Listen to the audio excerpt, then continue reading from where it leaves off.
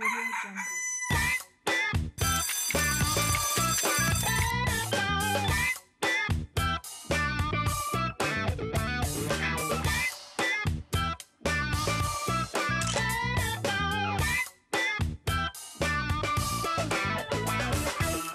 matin, c'est quelque chose de merveilleux, surtout quand on a la chance de se réveiller, en bonne santé ou pas. Parce que c'est pas donné, hein. Tant qu'il y a de la vie, ben, il y a de l'espoir. Et la RTI, chaque matin, à travers sa matinale, vous offre tout ce qu'il vous faut afin que vous puissiez passer une excellente journée. Nessie et Marco vous tiendront compagnie jusqu'à 7h30. Je suis Nessie et Marco, il est juste là. Bonjour Marco. Juste à côté. Comment ça va, Nessie? Oui, ça va super bien. Vous connaissez la signification de votre prénom?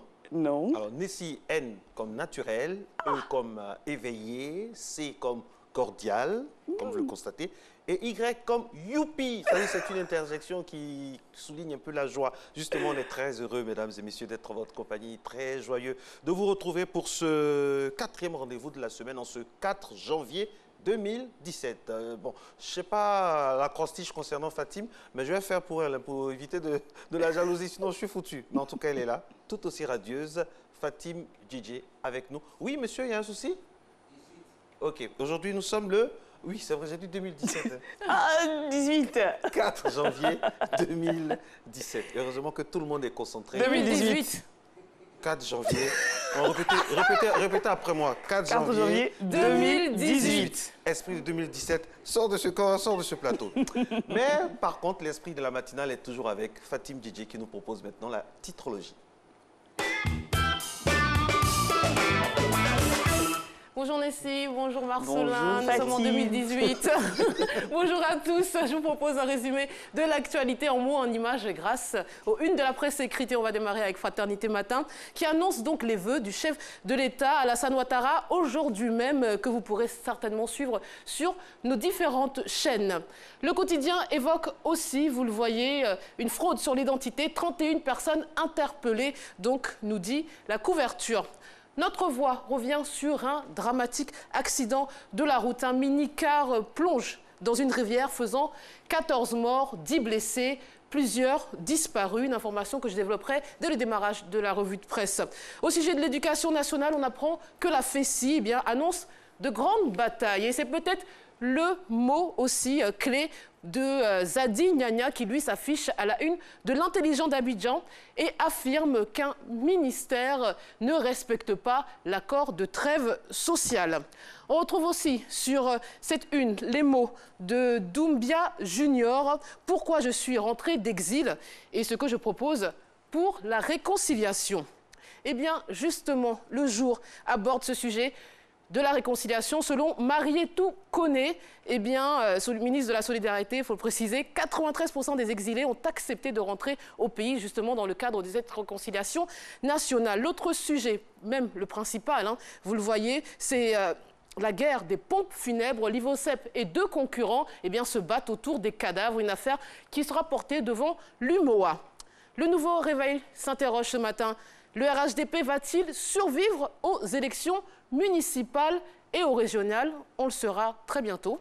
Autre sujet, Adjoumani affirme que l'incident avec Gikawe est clos et il précise « Ceux qui m'accusent ont la mémoire courte ». Et allez, on va clore cette titrologie avec la une du journal Le Nouveau Courrier qui titre « Le monde diplomatique ». Excellent journal au demeurant, dévoile ce qui se prépare pour Gbagbo en 2018. Et on apprend aussi que Boni Claverie dénonce une décision suspecte du gouvernement à propos des élections municipales, régionales et sénatoriales. Allez, le détail de certains de ces articles, c'est à 6h45, juste après le journal. À tout à l'heure. Merci beaucoup Fatim. On te retrouvera tout à l'heure avec la revue de presse. Tout à fait, à tout à Super. l'heure. Et nous sommes toujours en 2018. C'est vraiment triste, hein, l'accident qui a eu lieu à Diaké. En tout cas, prompt rétablissement aux blessés et toutes nos condoléances aux familles endeuillées. Alors, on poursuit avec cette fois-ci la gym.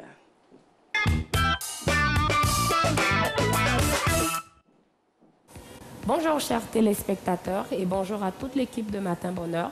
Bienvenue à votre émission de sport. Alors, moi c'est Coach Kadi. À ma droite, vous avez Coach Armand. Aujourd'hui, on va partir sur une série d'exercices en fait qui sont axés juste sur le bas du corps, donc pour travailler les jambes et les fesses. Donc, si vous êtes prêts, on va commencer par un petit échauffement. On va faire des montées de genoux dans la poitrine.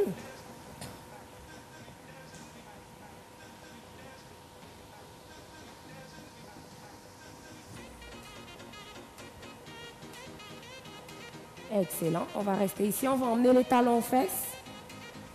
Tout doucement.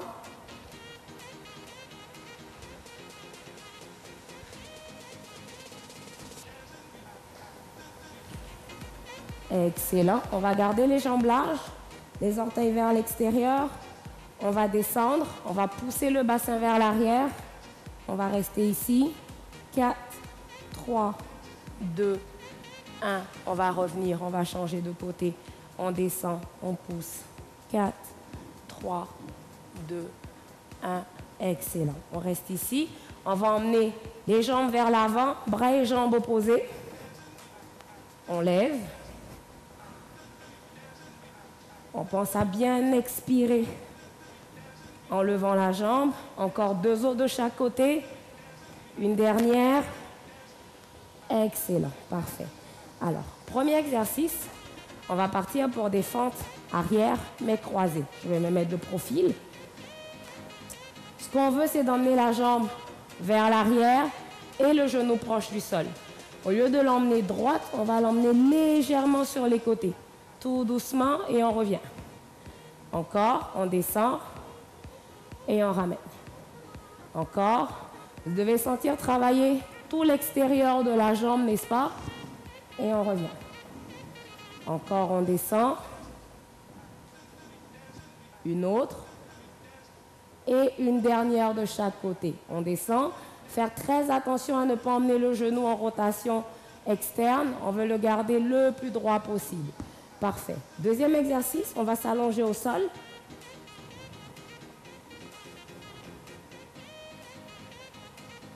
On va garder les pieds à plat, les bras sur les côtés. Objectif, monter le bassin le plus haut possible en gardant les abdos contractés et on redescend. Encore une fois, 2. Et on revient. On part pour 3. Et on revient. Super important en montant de basculer le bassin avant de monter. Si vous êtes cambré, ça va vous aider à ne pas avoir mal dans le bas du dos. Et on revient. Encore, on descend, on lève, pardon, et on revient. Encore 3 autres. On expire, on monte. On revient. 2, on expire, on monte. On revient et une dernière, on expire, on monte et on reste pour 5, 4, 3, 2 et 1. On relâche tout doucement, on revient en position debout. On va aller travailler l'extérieur de la jambe. Toujours debout, les abdos contractés le plus possible. On lève la jambe sur le côté et on ramène. Idéalement, on essaye de ne pas poser la jambe au sol. Mais pour les débutants, vous pouvez poser la jambe et repartir. Et pour les autres, on essaye de toujours garder la jambe dans les airs. Encore 3. Encore 2. Et une dernière, 1. Et on change de côté tout de suite. C'est parti. On lève et on ramène. On lève et on revient. Une autre option, ça serait juste de poser les orteils au sol et de repartir. Ça pourrait vous aider pour votre équilibre. Pour ceux qui ont un tout petit peu de difficulté, encore 2 autres. Et une dernière. Excellent. Dernier exercice au sol. On va garder une jambe tendue, une jambe fléchie. On lève la jambe et on la dépose croisée. On la ramène. Droite, on dépose. Et on croise. Et on revient. Encore. Croise. Et on ramène. Encore. On lève, on croise. Même principe. On ne veut pas emmener la jambe le plus haut possible. Vous allez vous faire mal dans le bas du dos. Donc, c'est juste de lever à la hauteur des épaules. On croise. Une dernière. Croise. Et on change de côté. Même chose. C'est parti pour 6. On lève, on croise et on ramène. On expire en levant la jambe vers le plafond. Les orteils restent toujours vers le sol. Ça va permettre de garder la fesse contractée le plus possible. Encore 3. Encore 2. Et une petite dernière. 1. Et on relâche. Excellent tout le monde. J'espère que vous avez senti ce qui devrait travailler. Donc tout ce qui est arrière de jambes et les fessiers. Et que ça vous aura fait du bien. Si vous êtes capable de refaire cette séquence-là encore une autre fois, ça serait parfait. Et moi, je vous dis merci d'avoir été avec nous et on se revoit dès demain. Bonne journée. Bonne journée à vous également, coach Kadi, qui est avec nous, vous le savez, en alternance, bien sûr, avec le coach Fabrice. Aujourd'hui, c'est le jeudi 4 janvier 2018 et depuis 2001, chaque 4 janvier, donc nous célébrons, le monde entier célèbre la journée mondiale du braille. Oui, l'écriture en braille. Pour célébrer la naissance de Louis Braille, le 4 janvier, cette journée a été déclarée donc journée mondiale. C'est une journée qui nous donne l'occasion de souligner le handicap dont souffrent les aveugles et les personnes malvoyantes, mais aussi de rappeler l'existence du braille, un alphabet tactile. Vous avez déjà eu affaire au braille? Oui, c'est impressionnant. Oui, c'est impressionnant. Et la personne qui a eu l'idée d'inventer cet outil-là est vraiment un génie. En tout cas, Braille qui n'est pas né aveugle, hein, je précise, hein, mais il est devenu très jeune suite à un accident et son invention donc permet d'améliorer le système d'écriture déjà mis en place par Charles Barbier, donc appelé sonographie. Le système de Barbier se basait uniquement sur les sons, ne prenant pas en compte l'orthographe, la ponctuation, les signes mathématiques. Insatisfait, donc Braille a voulu d'une certaine manière compléter cela et c'est ce qui nous donne donc l'alphabet tactile construit donc uniquement à partir de 2 rangées de 3 points permettant 64 combinaisons comprenant l'alphabet, les accents, la ponctuation, les caractères musicaux. En tout cas, nous sommes de tout cœur avec toutes ces personnes malvoyantes, ces personnes dites aveugles dans le monde entier. Nous allons aller maintenant dans un autre domaine, dans une autre sphère. Vous savez qu'après des attaques de certains virus qui ont paralysé donc, des entreprises à travers le monde, les pirates informatiques devraient poursuivre sur leur lancée en 2018. Donc, c'est un avertissement des spécialistes. On y va. No comment. Chaque jour, 1,5 million de personnes dans le monde sont victimes de la cybercriminalité. C'est une activité si lucrative qu'elle rapporte beaucoup plus que le trafic de drogue. 43 millions de tentatives d'installation de faux antivirus sont envoyées vers nos ordinateurs chaque année. Des informations sur l'identité sont ainsi dérobées toutes les 3 secondes. Un cybercriminel peut ensuite faire établir de faux papiers d'identité et s'assurer un revenu pouvant aller jusqu'à 17 000 € par mois. Sur le marché de la cybercriminalité, un numéro de carte de crédit peut s'acheter juste 2 $. L'accès à un compte avec plus de 80 000 $ de fonds se monnaie 700 $. Et les smartphones ne sont pas épargnés. Près de 280 000 logiciels malveillants circulent dans le monde. Face à des hackers qui s'organisent en véritables réseaux sophistiqués, la lutte n'est pas aisée. Alors que les pays sont confrontés aux mêmes difficultés, les divergences entre les législations nationales constituent une entrave à l'efficacité des poursuites.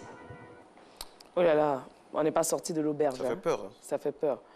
Bah, ça fait peur. Vous êtes chez vous, vous voulez sortir, mais vous ne savez pas comment ça se passe sur nos routes. Et bah, c'est le point route.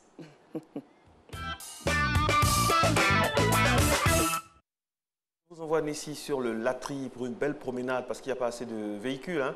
Donc, sur le Latry, en face d'un centre commercial très, très connu et au pied des immeubles qui jouxtent ce centre commercial, la circulation est cool, calm down, comme on le dit en anglais.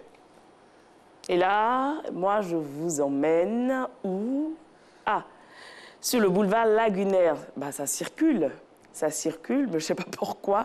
L'image est en blanc et noir. Mais bon, on voit très bien. C'est l'Harmattan. C'est l'Harmattan, d'accord. Les voitures, pardon, ça passe, ça circule aujourd'hui. Par contre, on a beaucoup plus de personnes dehors. Absolument. Il y a un ami qui me disait, le point route, c'est bon au-dessus le Lagunaire, mais le point Lagune. Le point Lagune. Bientôt le point Lagune. Très, très bientôt. Trècheville. Voilà. Et là, on est à Trècheville. Trècheville, très belle commune, chère à notre ministre, M. Amichia. Donc la cité Nzassa qui se réveille calmement. Très timide. Très timidement. Et là, on part où? À Marcory. Oui, l'échangeur de Marcory. L'échangeur de Marcory. Bah, ça circule tout doucement, tranquillement. Là, on a le temps de sortir, aller faire nos différentes courses. C'est le moment idéal. Hein. C'est le moment idéal. C'est le moment idéal parce qu'après, Goslo et tout se mélange. Il est 6h10, mesdames et messieurs. Je suis Nessie Ndri et je vous présente Marcelin. Marcelin Govoy. Allez, nous sommes ensemble. La suite, on aura bien sûr...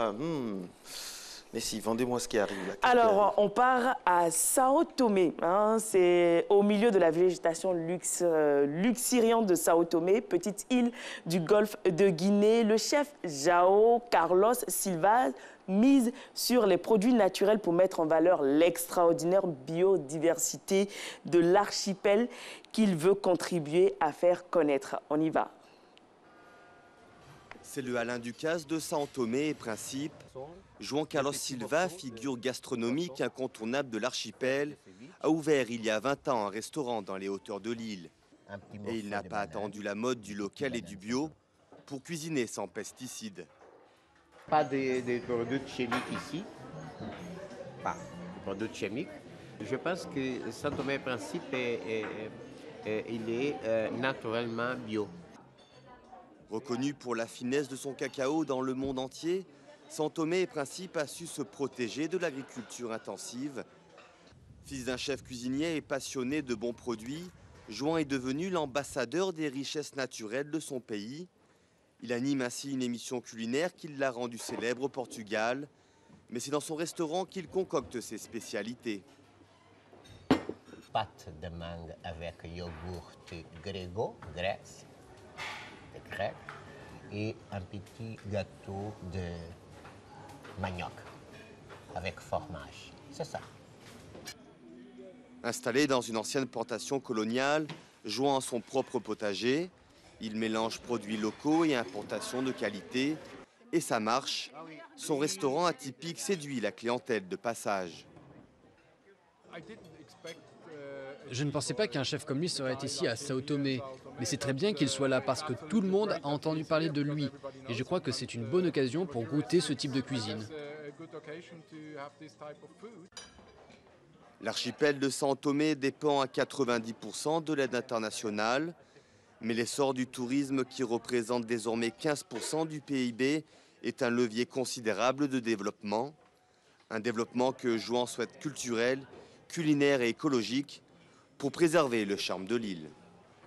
Ça fait bien, ça donne des idées pour les prochaines vacances, les prochaines destinations. Allez, on va rester dans la sphère des papilles gustatives, mais cette fois au niveau plus local. Moi, je vous envoie donc, pas à Sao Tomé, mais à Abidjan, tout près ici, avec le chef Arthur. Il va nous faire déguster vraiment la soupe villageoise, façon naturelle. Nessie nous fait des infidélités parfois. Elle part du studio et puis on va se réfugier là-bas pour bien manger. Et ce qui est difficile et frustrant, c'est qu'elle ne nous envoie rien, Nessie. Comment est-ce possible ça? Très bientôt. Okay. Très Allez, bientôt. Jingle diététique et on y va avec le chef Arthur.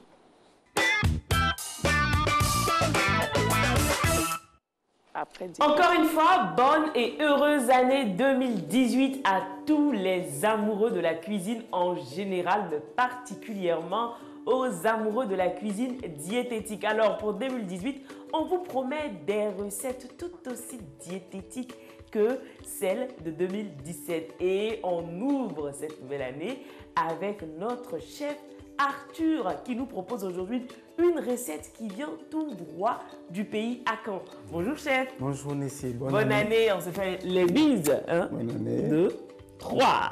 Alors quels sont vos vœux pour 2018? Pour 2018, d'abord la santé. La santé, la prospérité à tous nos téléspectateurs. Beaucoup d'amour dans le foyer et la paix en Côte d'Ivoire. La paix en Côte d'Ivoire et dans nos marmites. Donc aujourd'hui, c'est une cuisine diététique, mais typiquement Akan. Akan, oui. D'accord. Alors, donc aujourd'hui, c'est la soupe villageoise. Et comme vous l'avez remarqué, avec Chef Arthur, c'est la cuisine sans huile, avec la simplicité. Alors aujourd'hui, pour faire la soupe villageoise, nous avons plusieurs poissons fumés. Donc nous avons du thon blanc, nous avons du magne, du brochet, du capitaine. Tout ça, c'est fumé, déjà nettoyé et tout. On a des crabes frais pour agrémenter. On a de l'aubergine qu'on a préparée et écrasée, c'est là. On a de l'oignon déjà découpé, du piment. On a de l'acui de notre maman, mais déjà écrasé aussi. Et puis le bon Dieu adjuvant. On a du piment en poudre, du sel et des crevettes séchées. Alors, pour passer à la préparation, c'est tout simple. Hein. Tout est déjà là. On commence à mettre nos poissons dans la marmite. Cette soupe-là se fait particulièrement avec du poisson ou du poisson, essentiellement du poisson. Fumé ou fumé. On peut utiliser le poisson frais? Bon, celui-là, en tout cas, je préfère le faire du poisson fumé.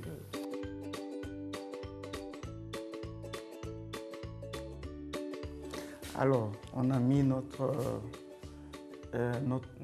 poissons sur le feu, on a mis l'eau. Alors, on ajoute les crabes. Les crabes qu'on a au préalable nettoyer, laver et tout. Donc, on ajoute nos crabes. On a mis tout ça, on ajoute l'adjuvant. Déjà? Déjà, parce que ça doit fondre dans la sauce. Nous ajoutons l'oignon déjà découpé, le piment déjà nettoyé. On ne découpe pas? Non, c'est bon. Alors, pour cette sauce, on mettra juste un peu de piment pour ceux qui aiment le piment. Une cuillerée à café. Une cuillerée à café.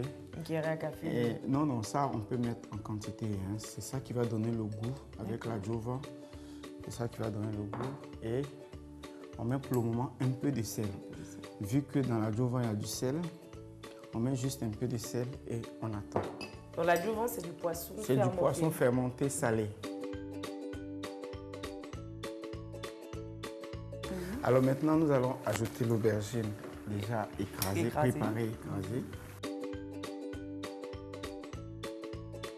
Alors pour ceux qui sont hors de la Côte d'Ivoire, qui nous regardent, c'est un, on va dire, fruit, je ne sais pas si on doit dire fruit, mais c'est une amande en fait, particulièrement consommée en Côte d'Ivoire et au Cameroun. Ouais. En Côte d'Ivoire, c'est l'acui, au Cameroun, je ne sais pas trop comment on l'appelle, mais c'est une amande issue d'un arbre fruitier appelé le Ricino-dendron africanum. Avant d'écraser, il faut le griller. Le griller. Pour faire sortir le parfum normalement. Voilà. Alors pour ceux qui aiment du piment, ils peuvent ajouter le piment à volonté. Nous, on a laissé le piment en boule. C'est une soupe, donc c'est une soupe. Elle va être légère. Alors là, nous allons le laisser peut-être 5 minutes encore, et puis c'est bon. Et puis c'est bon? Et puis c'est bon. Waouh! Tu n'as pas besoin de grand-chose. Non, c'est vraiment la soupe villageoise. Vraiment? Ça, on le fait au campement. On le fait quand on a un petit palu, on n'a pas envie, vous savez, quand on a le palu, on n'a pas envie de manger. Pas forcément. Sauce gnognon. Voilà, c'est pas sauce gnognon. On peut faire la sauce gnognon. Mais bon, voilà, où ça? Voilà, donc voilà. Sans huile. Sans huile. Sans cube d'assaisonnement. Donc c'est vraiment diététique. C'est vraiment diététique. Mais ceux qui aiment le cube d'assaisonnement, ils peuvent en ajouter.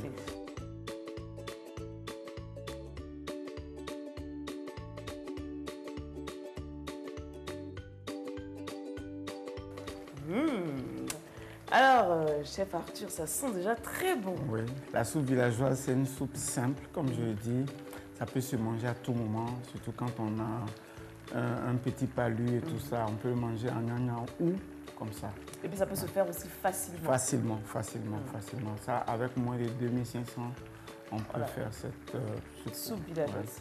D'accord. On va éteindre? On va éteindre, c'est prêt.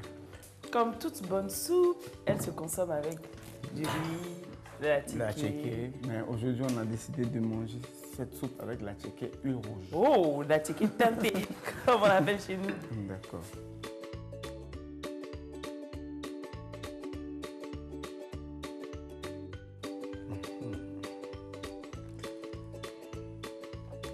Notre soupe est prête. Ouais, la soupe villageoise est prête. Yes. Nous allons passer à la dégustation. À la dégustation.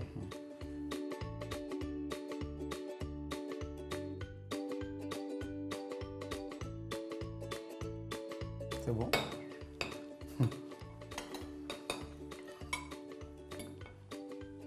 C'est trop bon. C'est excellent. Merci beaucoup. Délicieux. On n'a pas encore fini, hein? Non? Non, On va dire au revoir rapidement et puis on va terminer le reste. Allez. Allez, on se retrouve la semaine prochaine pour une autre recette diététique avec Chef Arthur. Avec vous? Hein? Oui, avec moi. Merci beaucoup. Vraiment, c'est pas Mais voilà, facile. c'était la soupe villageoise très facile à reprendre chez vous avec C'est ça. des ingrédients très faciles à retrouver sur le marché, sans huile, sans cube d'assaisonnement. Vous avez une très bonne soupe. Alors là, je peux vous l'assurer, c'est très très bon. Oui, on est déjà assez frustrés comme ça. Ne rajoutez pas, Nessie. Ne rajoutez pas. Tout le studio ici, avec la réalisatrice, tout le monde regardait Nessie comme ça. Ah, et pour nous. Allez, la suite, Nessie, qu'est-ce qu'on fait Alors, maintenant? la suite, bah, c'est l'actualité, mais décalée avec Abbas. Il est juste là. Nous allons parler respectivement avec lui de la blague du jour. Un bébé, tenez-vous bien, recueilli sur des rails. Mais on va commencer par une bien mauvaise nouvelle. Bonjour tout le monde, bonjour Marcelin, bonjour Nessie. Nessie, quand je vais finir, je vais te dire tout ce qu'ils ont dit sur toi ici. À chaque fois que tu passes, compte sur moi. Voilà, commencez par la réalisatrice jusqu'à terminer sur Marcelin. J'ai toujours parlé mal de toi ici. Voilà. Mais mesdames, messieurs, franchement, ce qui se passe dans notre vie maintenant, il faut se méfier. Le gars, il est parti boire avec ses amis. Il est gendarme. Son épouse est à San Pedro. Il prend son argent, il paye boisson pour les gens. Ils ont bu. Le gars, tellement il a bien bu, il enlève photo pour montrer au gars, pour dire non, tu vois, ta femme te trompe à San Pedro. Lui aussi, tellement il a regardé film sur les chaînes câblées, il pensait quand on tue Van Damme, et puis dans l'autre film, il se réveille, lui, il va faire la même chose. Il prend le pistolet, il tire dans sa tête. Quoi? Tu penses à quoi? Maintenant, tu es mort là-haut. Tu connais combien de femmes qui vont venir dans tes funérailles? Pour une seule. Toi, tu tires balle dans ta tête. Bon, il comptait sur quoi? Peut-être que les gens lui disent pardon, il faut laisser. Non, ceux qui sont devant toi, c'est même pas, ce sont les pointeurs de ta femme qui sont là. Donc, il n'a même pas vérifié l'information. Non, quand on lui a dit ça, non, ta femme te trompe à 100 € par toi, tu es à Dalois ici. Toi, il a pris en même temps pistolet de beau. Ah, c'était sous l'effet de l'alcool. C'est comme ça, c'est comme ça que ça s'est passé? Mais oui, c'est comme ça. C'est un maquis. Hein. Les gens sont en train de vous entendre beau, mais ils ont pensé que c'était Bangé. On sort, voilà, le gars, tout ça, il a sorti de sa tête. Oh là là. Maintenant, là, on va accuser qui? C'est sa femme, on accuse, quoi? C'est celui qui est venu dire on accuse, ou bien c'est les pauvres sorciers de son village, on accuse. Oh là là. Ah, on va accuser l'alcool. Gâcher la fin d'année, le début d'année de l'alcool comme ça. Ah, tu as vu? Parce que quelqu'un lucide, hein, quelqu'un avec toutes ses facultés mentales ne peut pas réagir comme ça. Quelqu'un qui est d'un corps où la maîtrise de soi est prônée et tout ça, ça fait mal. Hein. Il doit avoir un autre problème. Non, on ne va pas avoir de problème. C'est celui qui est venu dire là, il faut le poter. Toi, tu as quelle idée d'aller dire à ton ami que non, ta femme te trompe? Tu as quelle idée? C'est lui, il faut attraper, l'attacher au cimetière pendant 8 jours. Il ne bouge pas. Là, au moins, il va voir. Parce que trop, c'est trop. Non, il ne faut pas rire. Ça fait malin. Tu sais, les popatos, là, méfiez-vous.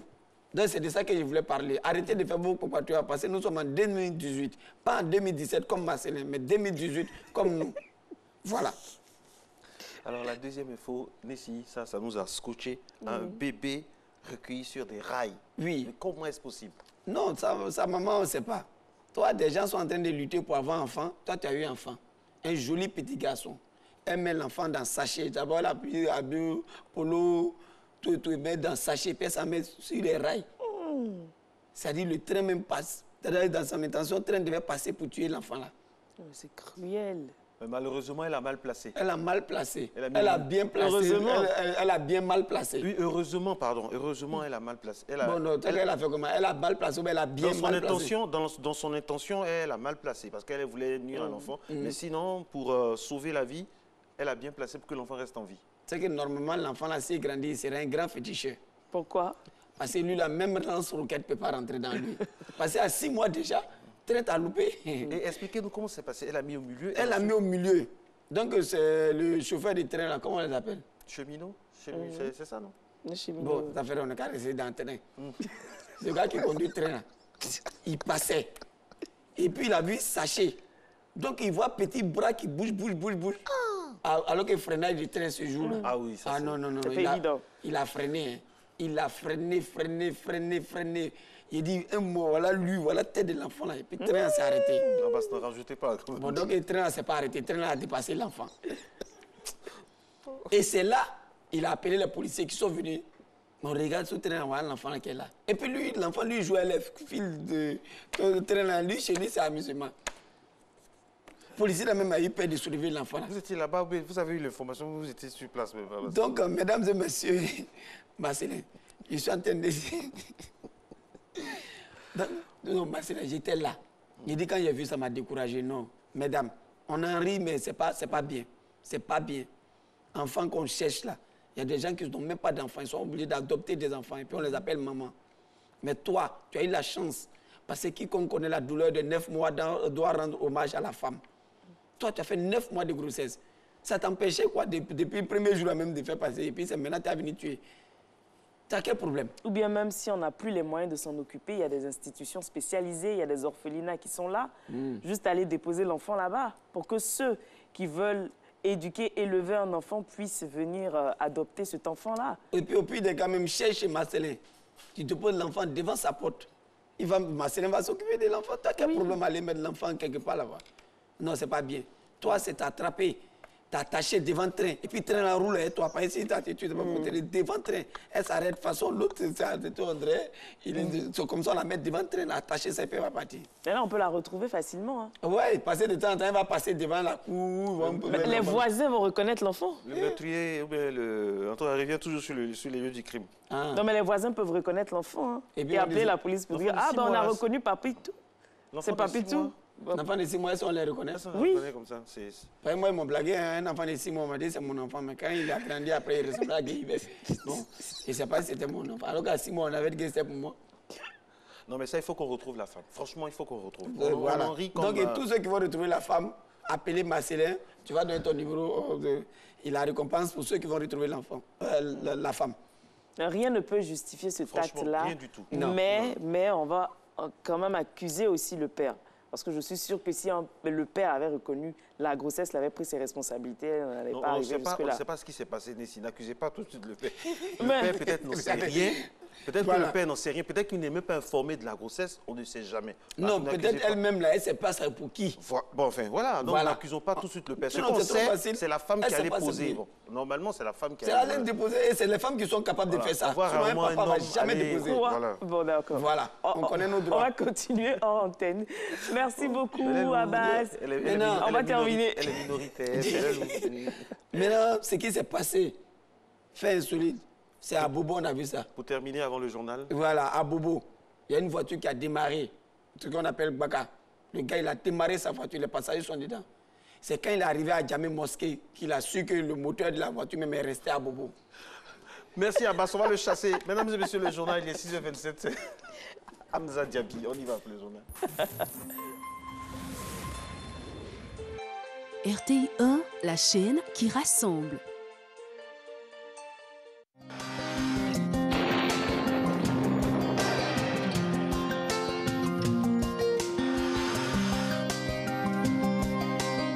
MTN, everywhere you go. Un voile brumeux par endroits plus dense recouvrira l'ensemble du pays en début de matinée avant de s'atténuer et de faire place à quelques éclaircies. Côté température, on notera au cours de cette matinée 24 degrés à Abidjan et à Adiaké, 22 à Bondoukou, 20 degrés à Boaké. Dalo affichera 21 degrés, 22 degrés à Dimokro et Gagnoa, à Korogo notera 21 degrés, 20 degrés à Mans, 19 degrés à Odéné, ça sera par ailleurs la température minimale, 23 degrés à San Pedro, 25 à Sassandra, 22 à Tabo et 21 degrés dans le district de Yamoussoukro. L'ensemble du pays passera une nouvelle fois l'après-midi au soleil, toujours sous un temps sec avec un ciel faiblement nuageux. Côté température, on notera 31 degrés à Abidjan, 30 degrés à Adiaké, 34 à Bondoukou. Boaké affichera 33 degrés, 32 degrés à Daloa et Dimbokro. À Gagnon, on notera 31 degrés, 32 degrés à Korogo. Mans affichera 31 degrés, 33 degrés à Odéné, 30 degrés à San Pedro et Sassandra, 29 degrés à Tabou et 32 degrés à Yamoussoukro. Excellente suite de programme et très bonne journée à vous.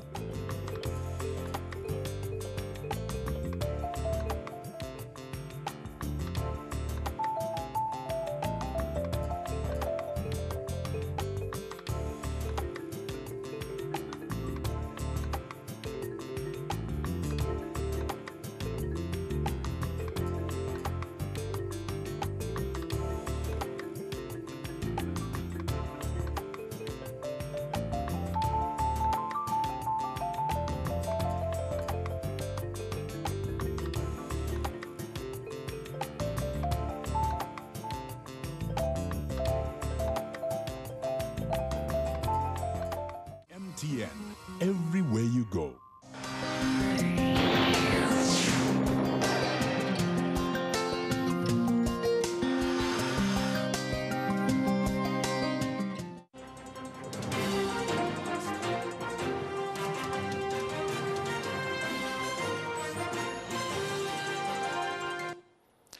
Bonjour mesdames et messieurs, bienvenue dans ce 6h30. Mardi 2 janvier dernier, le pays, la Côte d'Ivoire, a fait son entrée officielle en qualité de membre non permanent au Conseil de sécurité des Nations Unies. Vous allez le voir en image. Voilà, cette importante journée a été marquée par 3 événements majeurs initiés par le Kazakhstan qui assure la présidence du Conseil pour le mois de janvier. Il s'agit plus précisément du petit déjeuner traditionnel de prise de contact des représentants permanents et des membres du Conseil de sécurité, de la cérémonie d'installation des drapeaux des nouveaux États membres aux côtés de ceux des membres actuels du Conseil et enfin l'adoption officielle du programme de travail du dit Conseil pour le mois de janvier. Ici en Côte d'Ivoire, 4132 détenus de droit commun bénéficieront de la grâce présidentielle. La décision a été annoncée par le chef de l'État lors de son discours à la nation. C'était le 31 décembre dernier. Cette grâce présidentielle, qui sont ceux qui en bénéficieront et qui sont ceux qui ne pourront pas en bénéficier? Notre reporter Herman Guivet s'est intéressé à la question. On l'écoute. Grâce présidentielle accordée dimanche dernier, 31 décembre 2017, à 4132 détenus de droit commun par le chef de l'État, Alassane Ouattara, lors de son discours de fin d'année. Que renferme la notion de détenu de droit commun? Nous avons posé la question au directeur de cabinet adjoint au ministère de la Justice et des Droits de l'Homme. Le prisonnier de droit commun, c'est une personne qui a été jugée et condamnée par un tribunal parce qu'il a commis des faits et des actions qui sont interdits par la loi étatique. Par exemple, quand quelqu'un vole, commet un vol dans un autobus et qu'il est jugé et condamné pour cela, on peut le considérer comme étant un prisonnier de droit commun. Les délits mineurs, ce sont les délits dont les conséquences ne sont pas graves. Par exemple, les vols simples et les vols aggravés. À quel profil correspondent les personnes bénéficiant de cette grâce? Quand quelqu'un vole en passant dans la rue une banane, il va dans une plantation, il cueille le cacao de son voisin. Il n'est pas dans la même situation que celui qui se munit d'une arme, forme une bande, va bloquer la circulation et braque, comme on dit communément, des passagers, des voyageurs. Là, on appelle ça le vol aggravé. C'est ces personnes-là qui vont bénéficier de la grâce du président de la République. Et quel profil pour les personnes qui ne pourront pas en bénéficier? Les personnes qui ont commis des infractions militaires ne bénéficient pas de la grâce. Les personnes qui commettent des crimes, il y en a de même des personnes qui ont commis des vols aggravés, ce qu'on appelle les vols à main armée. En réunion de nuit, les vols aggravés ne bénéficient pas non plus de la peine. Les personnes qui ont commis ce qu'on appelle les délits économiques portant sur des montants très élevés. Par exemple, si vous avez été condamné pour un abus de confiance ou un détournement des deniers publics pour un montant supérieur à 20 millions, vous ne bénéficiez pas de la grâce à condition que vous remboursiez totalement le montant du préjudice que vous avez causé par vos faits et gestes. Ceux qui commettent des attentats à la pudeur, ils sont exclus également du bénéfice de la grâce. Et puis, les personnes qui sont en état de récidive, c'est-à-dire les personnes qui ont été condamnées et qui, dans un délai de 5 ans, sont venus, ils ont commis le même délit et qui sont encore condamnées, ils ne peuvent pas bénéficier de la grâce. Et enfin, les personnes qui ont déjà bénéficié d'une grâce présidentielle et qui, malgré ça, quelque temps après, commettent encore des délits qui se retrouvent en prison, cette fois-ci, ils ne bénéficient pas de la grâce. La grâce présidentielle, devenue une tradition au fil des années, une appréciation qui relève du pouvoir discrétionnaire du chef de l'État et prescrite par la Constitution en Côte d'Ivoire. Son objectif, œuvrer à la réconciliation nationale, mieux, offrir une seconde chance aux personnes une fois condamnées pour délits mineurs. Triste début d'année pour plusieurs habitants du quartier d'Ocuy-Olympe. Plus de 100 baraques sont parties en fumée dans ce quartier en cette première semaine du mois de janvier de cette nouvelle année 2018. Les origines de l'incendie, elles sont liées à l'explosion d'une bouteille de gaz hier mercredi aux environs de 15h30. Les sapeurs-pompiers militaires dépêchés sur les lieux de l'incendie ont pu circonscrire le feu. Pas de perte en vie humaine, mais l'on enregistre de nombreux dégâts matériels selon le lieutenant Cadognon du GSPM, le groupement des sapeurs-pompiers et militaires. Hier nuit, donc, ils sont nombreux, ces personnes sont nombreuses donc qui auront dormi à la belle étoile. Le reportage complet de notre reporter Christ Diomandé dans nos prochains journaux. Du carrefour de la vie au carrefour du tribunal de commerce, le tronçon est long d'environ 1 km. Il a connu des travaux d'élargissement et est pleinement ouvert à la circulation depuis quelques jours. Une action à mettre à l'actif de la République de Corée qui a fait don de plus d'1 milliard de francs CFA pour la réhabilitation entière de cette portion du boulevard Latry. Malgré cela, l'impact des travaux sur la fluidité routière est apprécié diversement par les usagers qui méconnaissent encore le plan de circulation. On en parle avec Ouattara Amadou Walter. Cocody les deux plateaux. Les usagers du boulevard Latry constatent la fin des travaux d'élargissement de cette voie. Les travaux ont concerné le tronçon situé entre le carrefour de la vie et celui du tribunal de travail. Une distance d'environ 1 km réhabilitée. Et pourtant, son impact sur la circulation routière est diversement apprécié par les automobilistes et les riverains. Les travaux effectués là, vraiment, ça nous a fait beaucoup plaisir. Les embouteillages, vraiment, ça a diminué. Nous sommes très heureux. S'ils peuvent continuer comme ça, il y a plusieurs voies encore à réhabiliter. S'ils peuvent les réhabiliter, vraiment, ça nous fait plaisir. C'est une belle initiative qui a été mise en place. Ça arrange la population. Le fait d'appui d'embouteillage, quoi. On remercie vraiment le gouvernement, mais c'est le feu qui retarde un peu. Donc, si on pouvait régler un peu les feux, puisque ça dure. Les travaux d'élargissement du boulevard Latry s'inscrivent dans le cadre du projet d'aménagement de la voirie en vue de l'amélioration de la fluidité routière et du renforcement des capacités des voies à Abidjan. Un don de la République de la Corée évalué à environ 1 milliard de francs CFA. Il s'est agi pour l'entreprise coréenne en charge des travaux, entre autres, de bitumer, aménager les accotements, marquer le trajet, installer les feux tricolores. Mais le plan de circulation est un peu compliqué pour les usagers. Demi-tour non autorisé, chevauchement de la ligne continue, piétons qui traversent en biais laissant les bandes blanches prévues à cet effet, les verbalisations se multiplient. Beaucoup de chauffeurs ne comprennent pas comment la circulation à ce niveau-là. Voilà, d'autres viennent sur l'autre sens-là, et d'autres tournent encore avant le feu. Alors en partant jusqu'à Angré, ils doivent aller tourner jusqu'à l'autre feu là-bas pour revenir ici. Oui, avant on tournait, il y avait feu. Maintenant, quand le travail est fini maintenant, on ne doit pas tourner là-bas. Moi, je ne sais pas voilà pourquoi il y a tourné là-bas. Ça, c'est une route qui va au plateau. Normalement, on ne devait pas mettre le panneau là ici. Le soir comme ça, il y a des embouteillages. Tu es obligé d'aller tourner là-bas, l'embouteillage a bloqué tout. Donc le soir, vous ne pouvez pas passer ici. Ça a décanté la situation, l'embouteillage. Mais s'ils pouvaient voir ces panneaux-là, ça va être bien. Malgré les difficultés évoquées par les usagers, tous reconnaissent qu'il y a moins d'embouteillages sur ce tronçon. Ça circule mieux sur le boulevard Latry. Avant de poursuivre le cours normal de ce journal, sachez que c'est aujourd'hui, jeudi 4 janvier 2018, qu'aura lieu la présentation des vœux au chef de l'État, le président Alassane Ouattara. Les cartes de vœux colorées qui véhiculent des messages types, c'est de moins en moins dans les habitudes des Ivoiriens. Aujourd'hui, avec Internet et le développement des réseaux sociaux, présenter ses vœux de nouvel an aux proches, c'est une question de secondes. Cela pas à même développer des habitudes et des petits métiers. Le constat de nos différents reporters dans nos prochains journaux. Mais d'ici là, rendons-nous au Libéria où quelques Ivoiriens, la plupart des Ivoiriens qui vivent à Monrovia, la capitale donc de ce pays voisin, n'ont pas à se plaindre. Dominique Tchotch et Marie-Noël, par exemple, font de bonnes affaires, de la climatisation automobile à la production d'Atiéké. Les activités fleurissent. C'est Gabriel Zani qui nous le dit.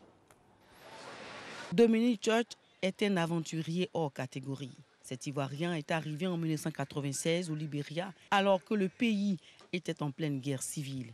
Mais aujourd'hui, après plusieurs déboires, il est à la tête d'une affaire florissante. J'ai commencé à aider les gens. Après, maintenant, j'ai ouvert mon coin.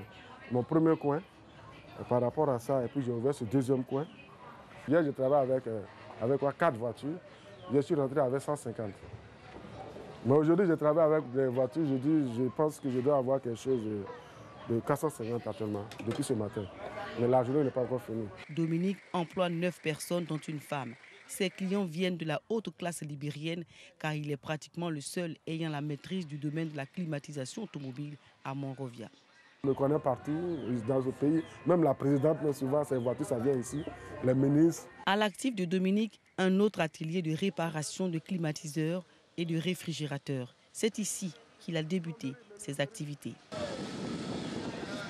Au Libéria, tous les secteurs sont porteurs. Les ventes et locations de véhicules, la couture et surtout la production du couscous de manioc, l'atiéké, une spécialité ivoirienne. Depuis 2008, je suis au Libéria. J'ai décidé de faire de l'atiéké parce que quand je suis arrivée, je n'ai pas vu quelqu'un faire de l'atiéké. C'était seulement le gari qu'on faisait, on mettait dans les seaux au bord de la route et on appelait ça l'atiéké. J'ai dit, mais ça ne ressemble pas à de l'atiéké. Avec le temps, Marie-Noël a acquis des broyeuses et des presseuses. Du coup, elle a augmenté sa production d'atiéké et aussi ses revenus. Au départ, vraiment, je n'avais pas tous les matériels et je me débrouillais difficilement. J'ai maintenant des broyeuses et des presseuses. Et ça va. J'arrive à me... Je vis de ça en tout cas. Ma famille, mes enfants, c'est de ça que nous vivons ici. Je peux faire par jour les gros sacs qu'on appelle en Côte d'Ivoire les GEMA là. Je peux faire au moins 4, 3, ça dépend des commandes. Prisé à Abidjan, dans la capitale économique ivoirienne, l'atiéké l'est aussi à Monrovia. Pourtant, les commerçants d'atiéké se comptent dans la capitale libérienne. Sous cet arbre, ces sages-femmes attendent la première cuisson de l'atiéké made in Libéria. Un reportage de nos envoyés spéciaux au Libéria, Gabriel Zani et Kéré Adama, de retour donc de Monrovia. Plus en bref, c'est un coup de tonnerre dans le ciel politique éthiopien. Le Premier ministre annonce la libération d'hommes politiques et d'autres personnes emprisonnées ces dernières années. Haïlé Mariam Dessalegne ne donne aucune précision sur les personnes concernées ni sur leur nombre éventuel. Il a fait l'annonce mercredi matin lors d'une conférence de presse à Addis Abeba. Haïlé Mariam évoque aussi la fermeture de la plus tristement célèbre prison d'Éthiopie. C'est désormais la guerre ouverte entre Donald Trump et son ancien conseiller Steve Bannon, selon un livre à paraître la semaine prochaine, mais dont de larges extraits ont été publiés. Hier mercredi. Steve Bannon a qualifié le fils de Donald Trump de traître, un adjectif qui a fait sortir de ses gants l'hôte de la Maison-Blanche. Le feu et la fureur, c'est le titre parfaitement trouvé de cet ouvrage qui, avant même sa sortie officielle, a donc suscité la colère noire du président. Bonne journée sur notre chaîne. Merci beaucoup, Hamza. Merci beaucoup. Merci beaucoup, Hamza Diaby. La dépêche vient d'arriver. La dépêche de la revue de presse, ce sera avec... Avec Fatim Djedje.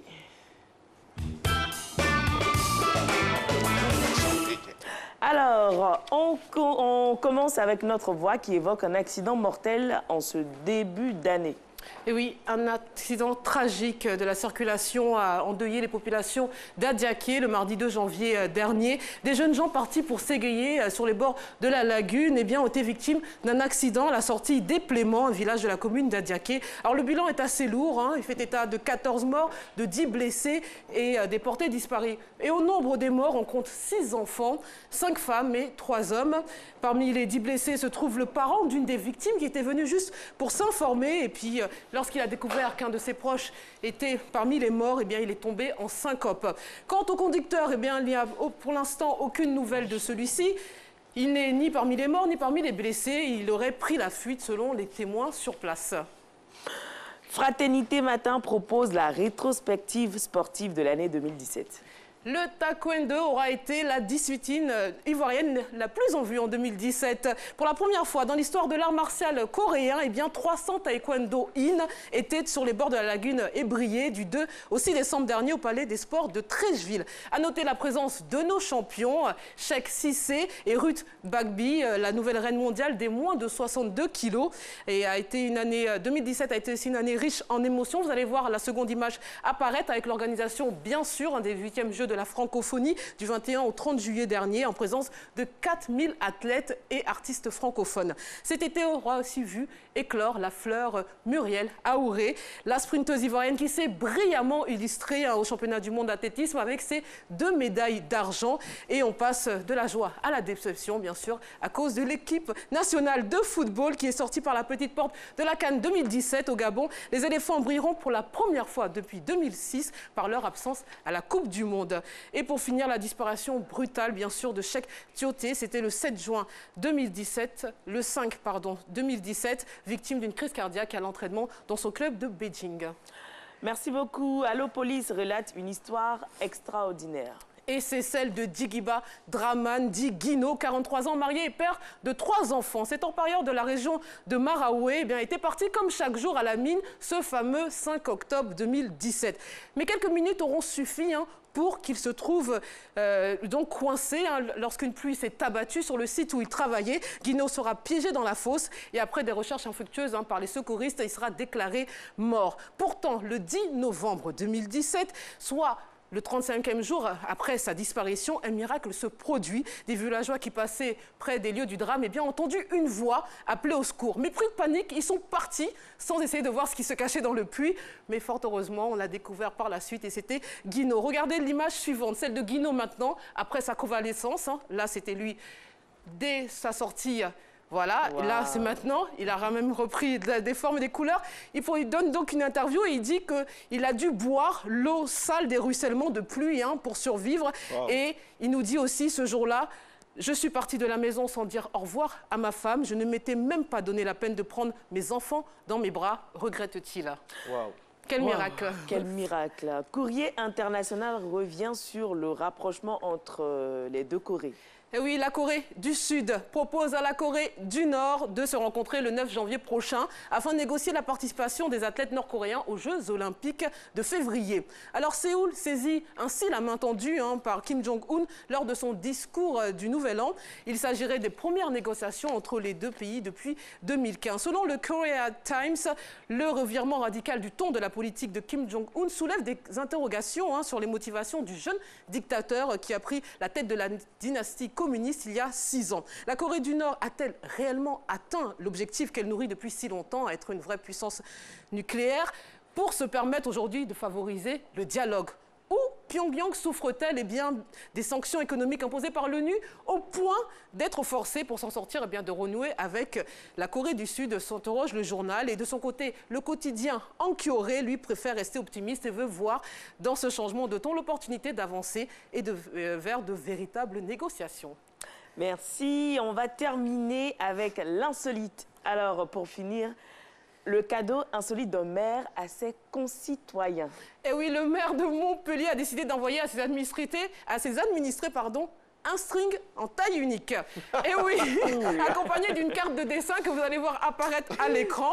Alors, ce cadeau est pris avec le sourire par ses concitoyens qui, finalement, sont habitués aux idées farfelues de leur maire depuis 10 ans. Chaque nouvel an, il envoie des cadeaux originaux. Alors, l'idée serait, selon lui, ici, d'alerter sur la fin de la taxe d'habitation, alors que plus globalement, les dotations de l'État n'augmentent pas d'une manière pas forcément poétique, on va dire, mais très imagée, de faire passer le message suivant, la mairie est presque à poil. Voici donc le string en question. Alors, loin de moi l'idée de donner des idées à nos élus, mais les élections locales approchant, peut-être que vous trouverez des culottes en pagne d'ici avril dans votre boîte aux lettres, on ne sait jamais.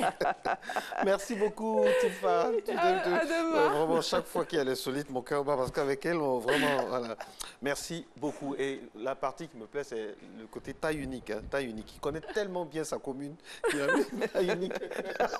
Merci d'être avec nous. Matin Bonheur, c'est ça, le rendez-vous de l'insolite dans la revue de presse avec Fatim. Nous sommes aujourd'hui le jeudi 4 janvier 2018 et nous allons parler entrepreneuriat maintenant avec notre invité, monsieur Samuel Maté.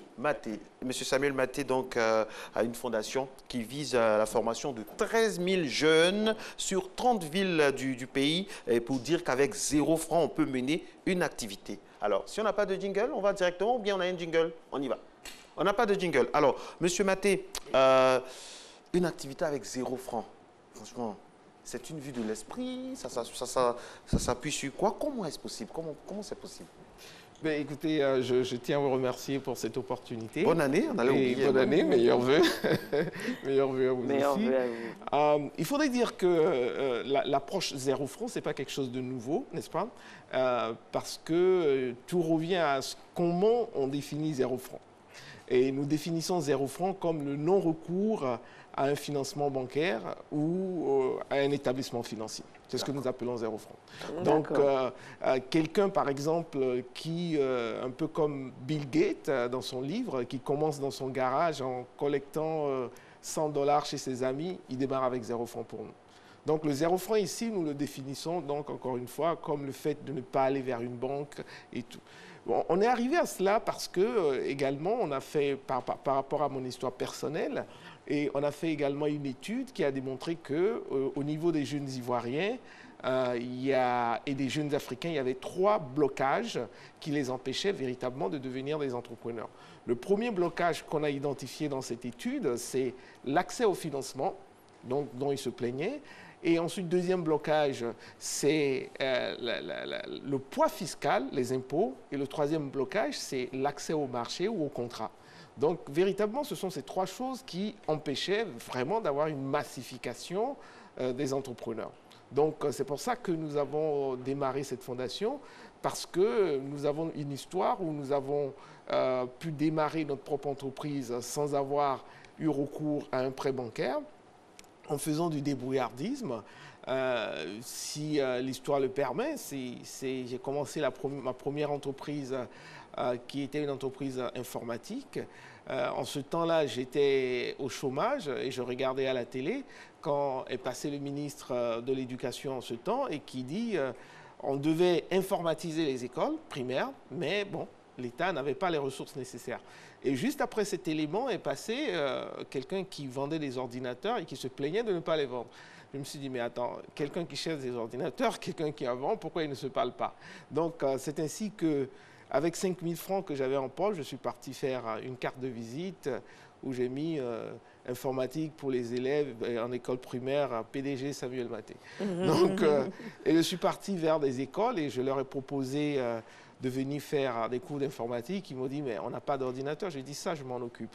Donc, je suis parti donc, pour faire l'histoire courte vers cette société. Et je lui ai dit, bon, je loue vos ordinateurs chaque mercredi, mais je vous paie à la fin du mois 60 jours. Donc, j'ai 3 mois pour payer. Je suis parti ensuite dans une école d'informatique. Je dis, bon, les élèves sortent, les étudiants sortent, ils n'ont pas de travail. Moi, je peux les recruter en stage non payant. Donc, j'ai collecté les deux. Je suis parti dans l'école primaire. J'ai pris 5 000 francs aux enfants par mois. Et le premier mois, je me suis fait 1 million. Donc, je me suis dit, mais tiens, je ne suis pas parti voir une banque ou un tonton, et tout, etc. Et j'ai pu démarrer une entreprise. Donc, à partir de cette expérience, j'ai essayé de développer d'autres approches. Et c'est de cela qu'est né le 0 franc. Wow. Et comment ça se comporte sur le terrain? Est-ce que les jeunes sont réceptifs? Les jeunes sont très réceptifs. Ils sont très réceptifs pour 3 raisons. La première raison, c'est qu'aujourd'hui, le chômage est une réalité. Et comme j'aime le dire parfois dans mes conférences, je dis, quelqu'un qui n'a pas de chômeur dans sa famille, lève la main. Et dans 99% des cas, personne. Donc, c'est quelque chose que nous vivons tous, n'est-ce pas? Et les raisons véritables, c'est que aujourd'hui, par exemple, la BAD a fait une étude. La BAD nous dit que chaque année, c'est 13 millions de jeunes Africains qui vont sur le marché du travail et il n'y a de boulot que pour 4 millions chaque année. Donc, chaque année qui passe, c'est 9 millions de jeunes qui n'ont pas de travail, qui sont là et qui regardent en l'air. Donc, c'est vraiment pénible. C'est dangereux, hein, oui, oui, c'est dangereux même pour la société. Non, tout à fait. C'est pour ça que la BAD a mis en place un programme qu'ils appellent Job for Youth in Africa, où ils se disent qu'ils vont essayer de réduire ce gap. Et la deuxième chose, c'est qu'aujourd'hui, les gouvernements sont conscients et ça, il faut remercier le gouvernement ivoirien, qui est un des gouvernements qui est en avance sur ce point en Afrique, c'est que les gouvernements sont conscients que ce n'est plus par l'emploi qu'on peut occuper ces jeunes. Parce qu'avant, je me rappelle, on vient vous chercher à la maison pour aller travailler parce qu'on avait besoin, l'administration ivoirienne avait besoin de personnes et tout, etc. Je me rappelle dans le temps, notre tonton, il ne voulait même pas travailler parce qu'il disait, bon, attendez un peu. Il postulait même pas. Oui, il ne postulait pas. Donc maintenant, ce n'est plus le cas, vous voyez. Donc, véritablement, le gouvernement est conscient que c'est l'entrepreneuriat, l'auto-emploi qui est la solution à ces choses. Sortir de la mentalité de tout bureau. Exactement, voilà. Exactement. Donc, à ce niveau, ce qui se fait, c'est que le gouvernement a mis en place tout un processus pour la promotion de l'auto-emploi avec le ministère du ministre Sidi Touré, de l'emploi jeune, l'agence emploi jeune, avec M. Jean-Louis Quadio, qui est l'administrateur. Donc, le gouvernement a mis en place tout un système aujourd'hui pour pouvoir faire la promotion de l'entrepreneuriat et de l'auto-emploi. Donc, ce que nous faisons aujourd'hui, c'est que dans ce même élan, nous apportons notre part, parce que le gouvernement n'a pas nécessairement les ressources pour s'occuper de tout le monde. D'accord. Mais en même temps, l'environnement fiscal ne favorise pas l'éclosion des entreprises. Alors, face à ce problème-là, quelle solution vous proposez pour pallier ce problème? Effectivement, pour enchérir un peu sur ce que ma collègue dit, au Ghana, par exemple, il y a des facilités au niveau des impôts pour les start-up. Ouais, tout à fait. En Côte d'Ivoire, ici, on a une traque. Mais les choses sont en train de changer, mais c'est que c'est timide, au fait. Et puis, il y a un problème d'information. Par exemple, il y a deux choses importantes que le gouvernement avait fait, mais qui n'ont pas vraiment été divulguées en termes d'information. Le premier, c'est le fait que, je pense que depuis cette année, en principe, un certain nombre de taxes... Quand vous créez votre entreprise, je crois que sur les 3 ans, je n'ai pas les détails, vous êtes exempté. Mais le gros des taxes et de la fiscalité demeure quand même. Maintenant, la deuxième chose que le gouvernement a fait, qui peut être intéressant, c'est qu'aujourd'hui, au niveau de tous les contrats du gouvernement, 20% des contrats du gouvernement sont octroyés aux PME, aux petites entreprises. Et ce qui est une chose intéressante. Mais la manière dont nous abordons ce problème des impôts et de la fiscalité, qui est un problème assez important, nous l'abordons de deux manières. La première manière, c'est que nous disons que les start-up, les jeunes qui commencent leur entreprise peuvent se faire chaperonner par des entreprises existantes. Ça veut dire quoi? Ça veut dire que, par exemple, madame crée son entreprise, elle n'a pas encore de contrat, elle n'a pas les reins solides, donc elle peut, par exemple, se faire chaperonner par une entreprise existante qui fait ses factures, etc., que ce soit un incubateur ou que ce soit une entreprise existante. Donc là, ça lui évite de rentrer dans la tracasserie jusqu'à ce que, bon, disons, elle atteigne une certaine taille. La deuxième chose que nous avons faite, et sur ça, je lance un appel au gouvernement en ce sens, c'est que nous avons travaillé en ce temps, j'enseigne à HEC Paris et j'enseigne dans certaines universités au Canada et aux États-Unis. Quand j'avais commencé à enseigner à HEC Paris, on a participé à des études où il a été démontré qu'effectivement, si on levait la barrière des impôts, ça allait booster, n'est-ce pas, l'entrepreneuriat chez les jeunes. Donc, ce que nous avons demandé, nous avons lancé un mouvement depuis 2017 où nous demandons que le gouvernement, tout simplement, pour tous les jeunes Ivoiriens de 35 ans et moins qui créent leur entreprise, qu'ils ne paient aucun impôt pendant 3 ans. Et la question qu'on m'a posée le ministre, c'est que, mais comment on va faire pour vivre? Et ce que je dis, ce que je disais, c'est que, prenons un exemple très simple. Si il y a un pays, par exemple, qui ouvre cela et qu'à la fin des 3 ans, nous ne disons pas que ces jeunes ne vont jamais payer des impôts.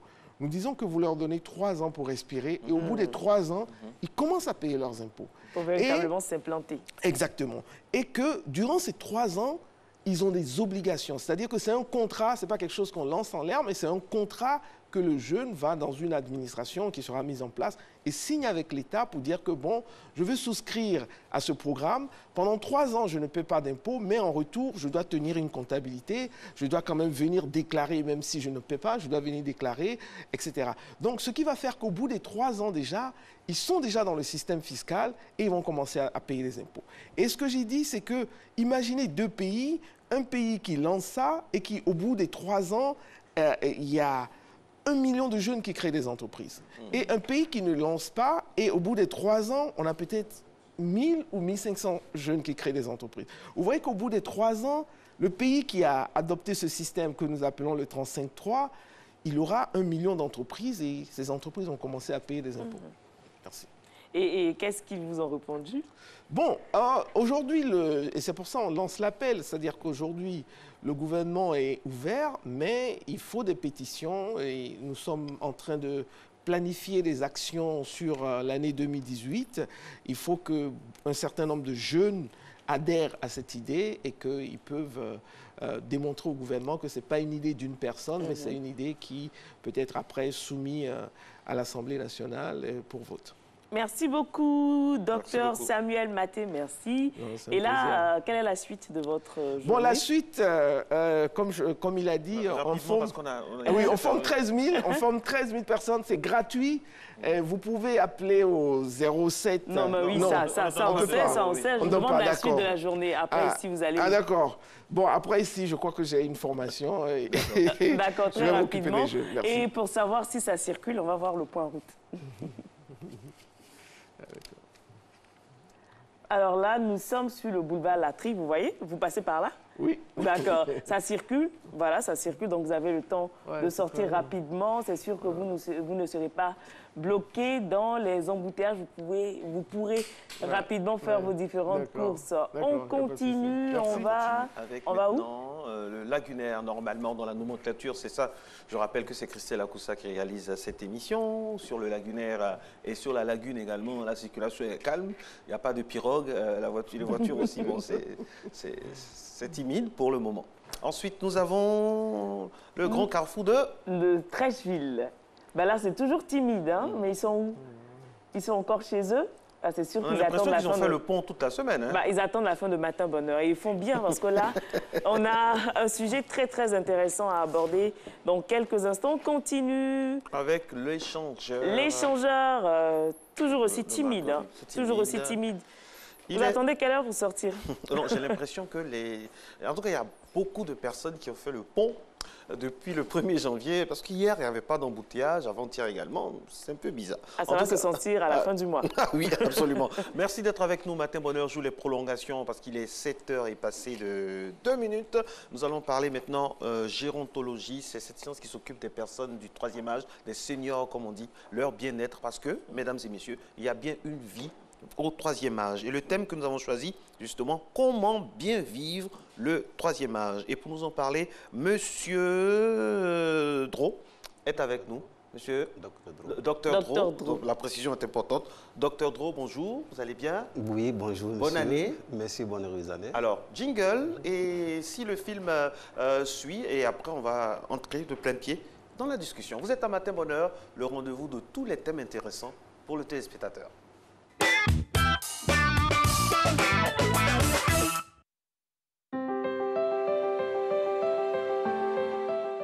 On entend par personnes du 3e âge des personnes dont l'âge varie de 60 à 80 et plus. Des personnes dont l'âge est supérieur à 60 ans. Les personnes dont l'âge varie entre 60 et plus. Selon l'Organisation mondiale de la santé, une personne est dite âgée ou du 3e âge à partir de 60 ans. Il faut savoir que le vieillissement est perçu de manière différente et à des moments différents et se caractérise par des signes objectifs, à savoir des difficultés de santé, une aisance moins grande à se mouvoir. S'il est vrai que dans beaucoup de cas, l'état de vieillesse rime avec la cessation de toute activité professionnelle, il convient de retenir que le bien vieillir renferme un ensemble de faits qui devraient donner pleinement la place aux personnes âgées. Mes relations avec les personnes des 2 autres âges sont souvent de bonnes relations. Avec eux, c'est un peu plus la considération, le respect, parce que ce sont des aînés. Qui entretiennent des relations de convivialité et de gaieté.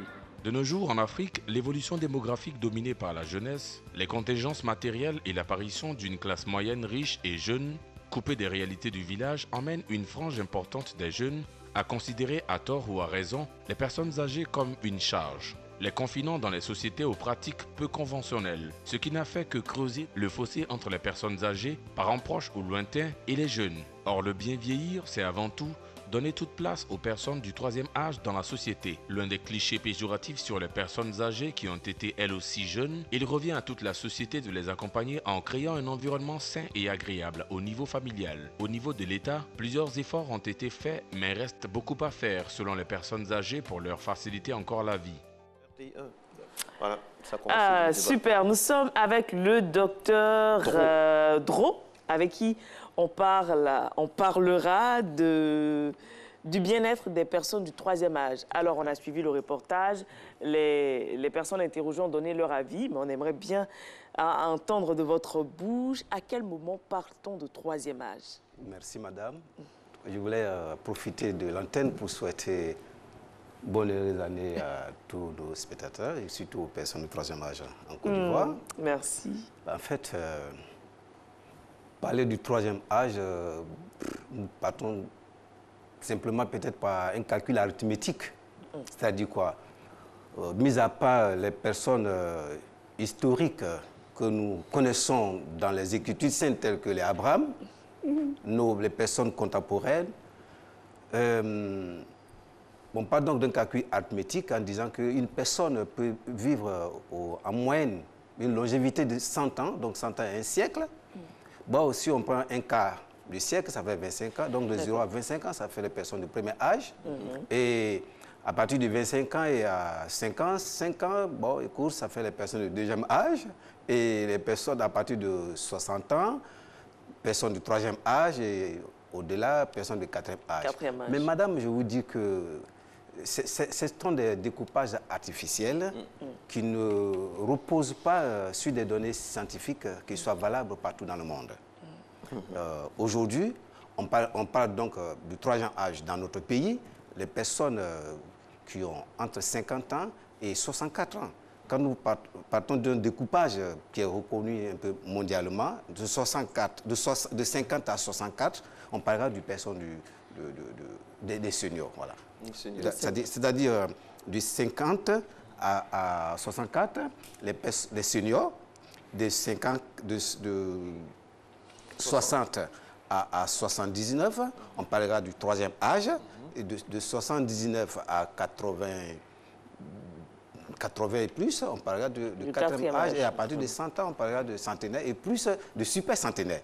Voilà. Docteur Dro, on espère de tout cœur, et Nessie vont arriver à cet âge, tout ce qu'on évoque là. En bonne santé. En bonne santé. Justement, parlant de santé, comment se porte la population du troisième âge de notre pays, la Côte d'Ivoire? Bon, c'est une question, les idées sont très partagées. D'aucuns diront que oui, en Afrique, les personnes âgées sont bien dans les familles, sont bien entourées par rapport à l'Occident. Mais quand on regarde un peu de plus près la réalité, ben, écoute, on se rend compte qu'en Côte d'Ivoire, la plus grande partie de nos personnes de troisième âge se sont délaissées. Ah bon, ah oui. En Afrique, la chaleur africaine, la chaleur familiale, tout ça. Parce que il y a la méconnaissance même du phénomène du vieillissement qui fait que une personne âgée qui a des fonctions cognitives qui baissent et qui oublie, et du coup, lorsqu'on lui dit, par exemple, mais écoute, Mémé, on était où hier? On était au plateau? Non. On n'était pas au plateau. Mais tu oublies que... Du coup, on oublie que la personne âgée, lorsqu'elle avance en âge, les fonctions cognitives diminuent et du coup, il y a une perte de mémoire et on assimile soit c'est un sorcier. Non. Du coup, traiter aujourd'hui les personnes de troisième âge de sorcières, c'est la maltraitance, madame. Donc, est-ce que les personnes de troisième âge sont bien traitées dans notre pays lorsqu'on les traite en ville comme dans les villages de sorciers, de sorcières? nous disons que c'est de la maltraitance. Mais en même temps, docteur, est-ce que ce n'est pas un problème d'information et d'éducation? Parce qu'on nous apprend à éduquer les enfants, mais on ne nous apprend pas à prendre soin des personnes du 3e âge. Madame, c'est exact. C'est un problème d'éducation, d'information. Et aussi, l'Afrique, en général, est reconnue mondialement comme un continent jeune, du fait de l'effectif des personnes du 3e âge qui est nettement inférieur par rapport aux pays occidentaux où on peut compter plus de centenaires. Du coup, la fonction, soit de gérontologue ou le fait de s'occuper donc des sujets âgés ne préoccupe pas trop à la population en général. Je ne veux pas incriminer quelqu'un, mais à la population en général. Du coup, on a une méconnaissance notoire du phénomène du vieillissement. Donc, on parle soit du cycle de vie. Et à un moment donné, la personne âgée a souvent des réactions ou des comportements qu'on a tendance à assimiler au comportement d'un enfant. Et oui, bon, il fait ceci, peut-être qu'il fait, excusez-moi du thème, il fait... Sur lui.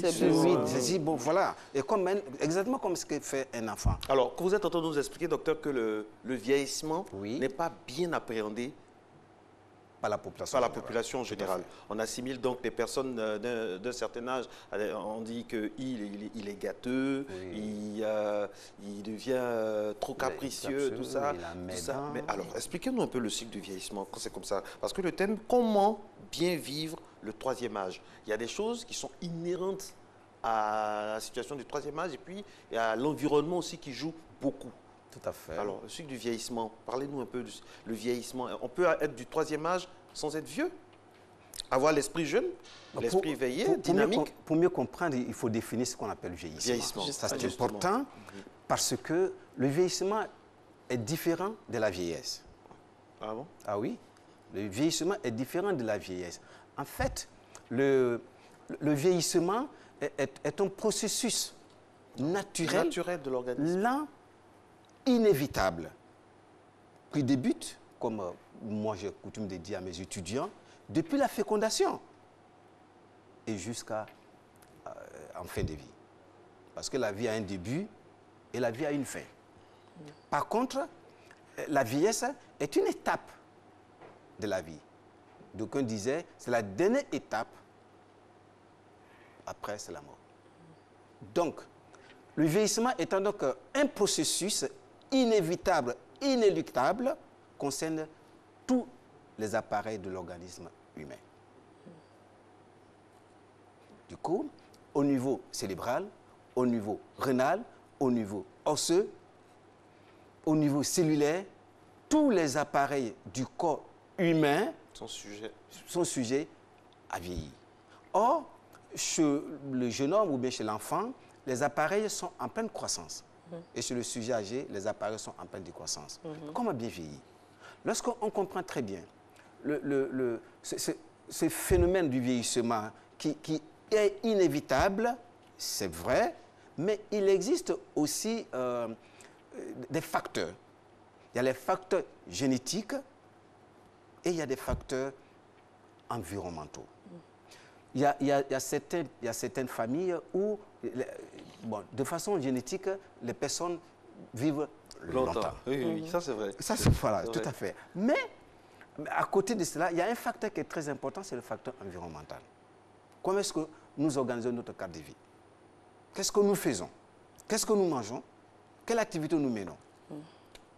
Et ça, ce sont des facteurs importants du processus du vieillissement. Pour bien vieillir en Côte d'Ivoire, il y a le cadre de vie, où le sujet âgé, le sujet du 3e âge vit. Est-ce que quand le sujet du 3e âge quitte Ayopo le matin, pour aller au plateau, chercher sa pension à la Ségrailleux ou à la CNPS, est-ce que quand est-ce qu'elle arrive à l'arrêt du bus, il y a une place pour s'asseoir? Franchement. Ou elle va se tenir debout pendant des heures avant que le bus n'arrive. Et Dieu merci, si le bus arrive, est-ce qu'il y a une place pour s'asseoir? Est-ce qu'on le laisse? Est-ce que les élèves de maintenant là, laissent les... Tout à fait. Et bon, il faut donc améliorer tout cet environnement du sujet âgé peut-être même par des prises, des tests qui protègent le vieillissement en Côte d'Ivoire, sur le plan judiciaire. Alors, suite à vos explications, on comprend aisément que c'est un processus qui débute depuis la fécondation. Tout à fait. Donc, à quoi doit s'attendre la personne du 3e âge qui n'a pas pris soin de sa santé dans sa jeunesse? Voilà. Et la personne du 3e âge doit savoir qu'elle a encore des capacités qui lui restent. Et ça, c'est très important. Et j'insiste là-dessus. Il y a encore des capacités qui lui restent. Et ces capacités, il faut les mettre en valeur. Comment? La personne âgée doit avoir une bonne image d'elle-même, que le vieillissement, c'est un processus normal. C'est aussi son charme. Voilà, c'est ça. Et vivre sa période, ne pas se dire, bon, c'est fini. Non, ce n'est pas fini. Il y a des capacités, il y a toute une somme d'expérience que la personne âgée a et qu'elle peut échanger avec la communauté. Ne pas s'isoler. Donc, la personne âgée, cette faculté intellectuelle, tout le monde en a, qu'elle soit en milieu rural comme en milieu urbain, elle est riche de connaissances. Et elle doit pouvoir les échanger avec les jeunes, avec sa famille, mais aussi avec les personnes de sa génération. Monsieur Dr Dro, est-ce que le 3e âge ne se vit pas en définitive mieux en milieu rural? Parce que là-bas, il y a un tant soit peu de chaleur, de considération surtout. Nos traditions donc, donnent une bonne place à la considération des personnes âgées. C'est pas mieux de vivre au village, quand on est dans le 3e âge qu'en ville, où on est sujet à des railleries des jeunes, où parfois le système ne nous considère pas, il n'y a pas de place, il n'y a pas de considération. Moi, ça me fait toujours mal de voir des personnes de certain âge faire le rang, tout ça. Oui, vous avez parfaitement raison avec votre regard, bien sûr. Mais de plus en plus, la situation commence à changer. Par le passé, effectivement, le sujet âgé au village, il est bien entouré de ses petits-enfants, de la famille et de la grande famille, mais avec la modernité et l'effritement de la cellule familiale, aujourd'hui, le modernisme, cette chaleur commence à disparaître. Donc, dans certains villages, oui, mais dans d'autres, aujourd'hui, les personnes âgées souffrent. C'est-à-dire, j'ai l'impression que vous avez beaucoup à dire. C'est-à-dire. Vous voyez, il y a une personne âgée sont au banc des accusés. Voilà, au banc des accusés, au cours des funérailles, on les traite de sorcières, de mangeurs d'âmes. Et du coup, quand un jeune qui est en ville, qui décède et qu'on envoie le corps au village, on dit que c'est son père. C'est sa mère qui l'a tué. C'est son oncle. Et le sujet est vu donc comme celui qu'il faut abréger la vie. Qu'il faut abréger la vie. Et on voit ça, je dis ça souvent dans les journaux. Mais aussi, il y a un phénomène qu'on ignore, c'est que la personne âgée reste tout le temps là, au village ou bien devant la cage sacrée, souvent sans boire de l'eau toute la journée, parce que la sensation de soif a diminué. Elle ne vous dira pas, donne-moi à boire. Et toute la journée, elle n'a pas bu, ce qui est donc assimilé à une maltraitance. Mais ça se voit aussi au village comme ça se voit en ville. Bon, vous voyez, il y a certains fonctionnaires ou bien certains cadres qui disent, bon, écoute, je vais prendre ma mère au village parce que ma mère souffre, je l'envoie à Abidjan pour qu'elle soit bien encadrée. D'accord. Mais en l'amenant encore aussi à Abidjan, on la laisse au 4e étage et puis on va au travail avec la servante. La vieille reste toute la journée aussi. Elle ne communique pas avec la servante parce que la servante, ce n'est pas son problème. Peut-être qu'elle ne parle même pas la même langue. Elle ne parle même pas la même langue. Et là encore, la personne âgée qui vient d'arriver du village en ville, elle est maltraitée parce qu'il n'y a plus de communication. Comment peut-on vivre sans communiquer? Et vous rentrez le soir, vous êtes fatigué, la vieille, ça va? Et vous répondez, oui, ça va. Mais ça ne va pas. Parce qu'elle ne peut pas vous dire que ça ne va pas. Et puisque là où elle se trouve encore en ville, elle se dit, mais c'est quel cadre dans lequel je me trouve? Docteur Dro, vous êtes en train de me faire un peu peur. Est-ce à dire qu'un jour, par exemple, on aura ce qui est peut-être inconcevable à l'orée des indépendances, des centres de retraite dans nos pays africains. Justement, permettez-moi de vous dire, il y a le secrétaire général des Nations Unies, de l'OMS, qui disait que les pays développés se sont développés avant de vieillir, tandis que les pays, c'est-à-dire les nôtres, vont vieillir avant de se développer. Ça, c'est un gros problème. Wow. Mais j'aime pas souvent les thèmes de centre de maison de retraite, les opus, parce qu'en fait, c'est le regard qu'on avait sur les personnes de troisième âge dans le passé. Mais aujourd'hui, les choses évoluent positivement avec le respect de tous leurs droits. Avec le respect de tous leurs droits. Donc, je préfère le thème établissement d'hébergement pour personnes dépendantes. Je m'explique. On va y arriver. Pourquoi? Je disais à mes étudiants, est-ce que par le passé, on avait les écoles maternelles ou bien les garderies d'enfants? Est-ce qu'on cherchait les servants pour s'occuper des bébés? Non. Il y a même des crèches maintenant. Mais des crèches aujourd'hui à Abidjan. Mais dans certains villages, même, il y a certains notaires qui disent, non, nous voulons aussi une maternelle dans notre village. Mais, puisque l'effectif des sujets âgés augmente partout dans le monde, du fait de la médecine, du fait de la baisse de la fécondité et de l'espérance de vie. Donc ces deux phénomènes sont importants, à savoir la baisse de la fécondité et l'allongement de l'espérance de vie font que le nombre de personnes âgées augmente partout dans le monde, y compris notre pays, la Côte d'Ivoire. Mais si ce nombre augmente, qu'allons-nous faire? Si vous-même vous allez au travail, vous êtes là ce matin, et vous laissez un parent âgé, sachant que le parent âgé resté à la maison est fragile. Donc, il est vulnérable. Faut-il avoir quelqu'un pour s'en occuper? Mais la personne qui s'occupe de votre parent âgé à domicile, si elle n'a pas les compétences, ben vous serez contraint de chercher un spécialiste en matière. Moi, on m'appelle chaque fois pour dire, écoute, j'ai mon parent qui fait ceci, qui fait cela, qui est difficile à vivre. Ouais, vraiment, est-ce que vous pouvez venir Alors justement, est-ce que chaque personne âgée doit avoir un spécialiste comme vous dans une famille? Est-ce que c'est primordial? Est-ce qu'on tend de plus en plus vers ça? On tend vers ça. Ou bien je dirais qu'on va tendre vers ça. Mais chaque personne âgée, ce n'est pas forcément d'avoir un spécialiste à ses côtés. Lorsque la personne âgée a encore ses capacités, elle peut accomplir ses actes de la vie quotidienne. Mais écoute, au contraire, il faut conseiller à la famille qu'il faut l'aider, il faut l'encourager. Et si votre maman à la maison veut faire un peu de jardinage, il faut l'encourager à le faire. Mais justement, les familles n'ont pas toutes les informations qu'il faut. C'est ça. Donc, vous êtes là, vous allez nous dire quelles sont les difficultés liées à la perte d'autonomie. Parce que la personne âgée, elle n'est pas autonome, elle a besoin d'assistance.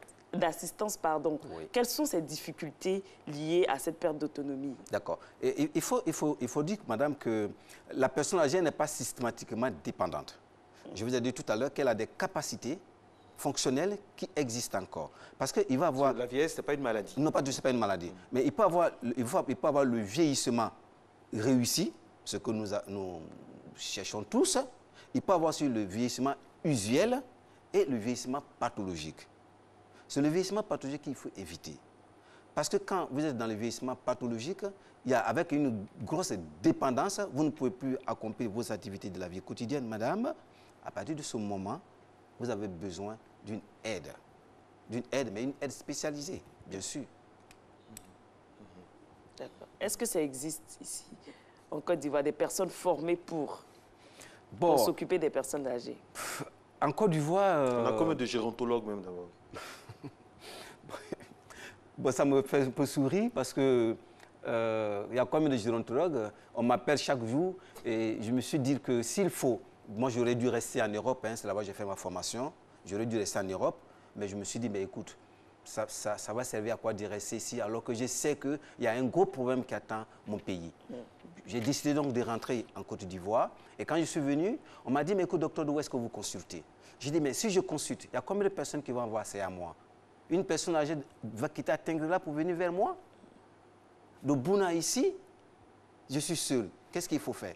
Nous avons réfléchi, nous avons rencontré certaines autorités qui nous ont écouté attentivement. Et qu'est-ce qu'on a fait depuis 3 ans, bientôt 4 ans? Nous avons ouvert donc une filière de gérontologie où nous formons donc des gérontologues qui sont les premiers ici en Côte d'Ivoire.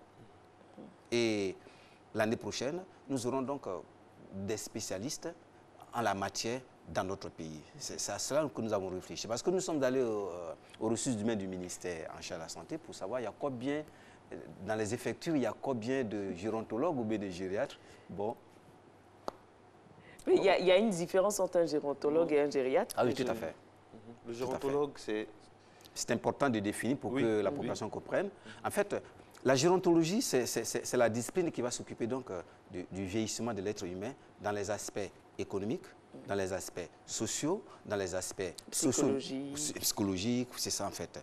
Mais la gériatrie va s'occuper de la maladie d'une personne âgée, comme le pédiatre s'occupe de la maladie de l'enfant. C'est ça, c'est la différence et c'est vraiment important. La gériatrie, c'est généralement les personnes âgées dépendantes.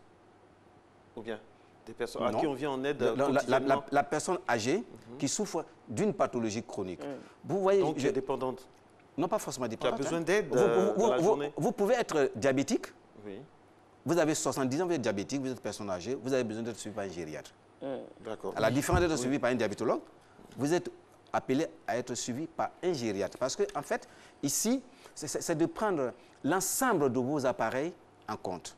Au lieu de consulter seulement, faites seulement que la glycémie, contrôlez votre glycémie, le gériatre va contrôler tous les appareils de votre corps. Quelles sont les répercussions de la maladie sur les reins, sur le cœur, ainsi de suite, ainsi de suite. Mais vous pouvez être dépendant sur le plan fonctionnel parce que peut-être vous êtes paralysé, vous avez fait un AVC, vous avez une hémiplégie, mais ce n'est pas forcément que vous avez suivi par un gériatre.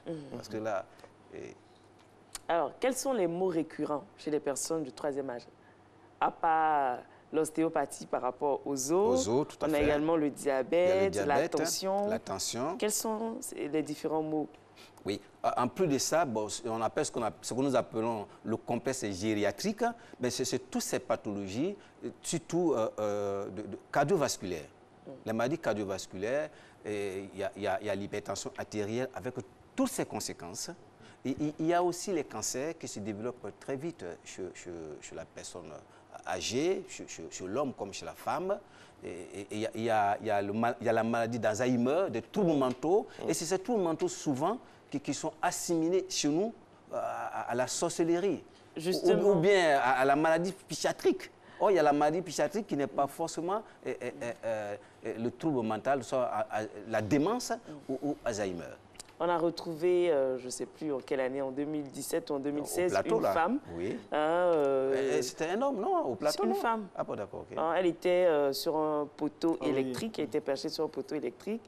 Les gens sont allés bon train, les commentaires sont allés bon train. Après, la dame s'est retrouvée à Bergerville, dans l'hôpital psychiatrique. Donc, avec vos explications, on comprend aisément que c'est l'âge.